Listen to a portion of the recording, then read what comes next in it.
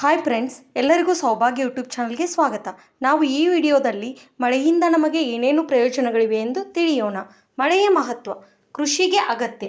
ಮಳೆ ಬೆಳೆ ಬೆಳವಣಿಗೆಗೆ ಅತ್ಯಂತ ಮುಖ್ಯವಾಗಿದೆ. ಮಳೆ ಇಲ್ಲದೆ ರೈತರು ಕೃಷಿ ಮಾಡಲು ಸಾಧ್ಯವಿಲ್ಲ. ಕುಡಿಯುವ ನೀರಿನ ಮೂಲ.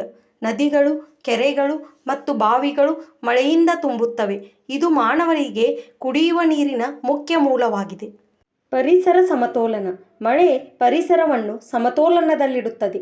ಸಸ್ಯಗಳು, ಪ್ರಾಣಿಗಳು ಮತ್ತು ಮಾನವರು ಸಹಜವಾಗಿ ಬದುಕಲು ಸಹಾಯ ಮಾಡುತ್ತದೆ. ಸಸ್ಯಗಳ ಬೆಳವಣಿಗೆ.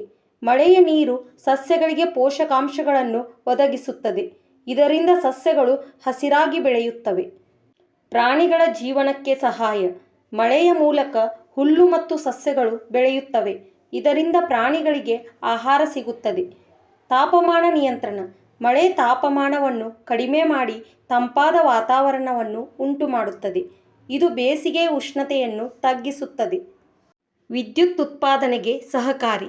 ಮಳೆಯ ನೀರು ಅಣೆಕಟ್ಟುಗಳಲ್ಲಿ ಸಂಗ್ರಹವಾಗುತ್ತದೆ. ಇದರಿಂದ ಜಲವಿದ್ಯುತ್ ಉತ್ಪಾದನೆ ಸಾಧ್ಯವಾಗುತ್ತದೆ. ಭೂಗರ್ಭ ಜಲ ಹೆಚ್ಚಳ. ಮಳೆಯ ನೀರು ನೆಲದೊಳಗೆ ಜೀರ್ಣಿಸಿ ಜಲಮಟ್ಟವನ್ನು ಹೆಚ್ಚಿಸುತ್ತದೆ.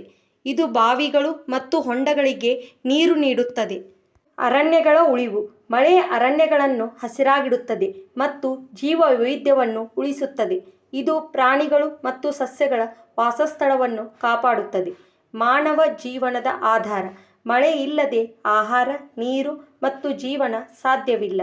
ಆದ್ದರಿಂದ ಮಳೆ ನಮ್ಮ ಬದುಕಿನ ಪ್ರಮುಖ ಭಾಗವಾಗಿದೆ. ಈ ವಿಡಿಯೋ ನಿಮಗೆ ಇಷ್ಟವಾದಲ್ಲಿ ಲೈಕ್ ಮಾಡಿ, ಶೇರ್ ಮಾಡಿ, ಸಬ್ಸ್ಕ್ರೈಬ್ ಮಾಡಿ. ಧನ್ಯವಾದಗಳು.